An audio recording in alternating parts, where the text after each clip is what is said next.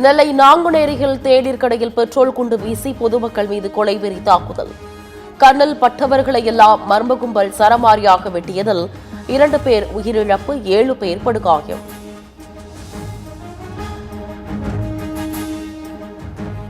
நாங்குநேரியில் மர்ம கும்பலின் வெறிச்செயலை கண்டித்து பொதுமக்கள் சாலை மறியல் போராட்டம்.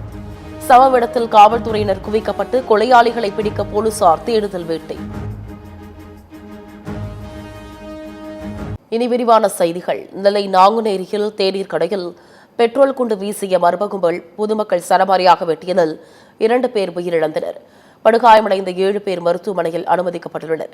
நாங்குநேரி இந்திரா காலனி பகுதியில் இருசக்கர வாகனங்களில் வந்த 9 பேர் கொண்ட கும்பல் அங்குள்ள தேநீர் கடையின் மீது பெட்ரோல் குண்டை வீசினர்.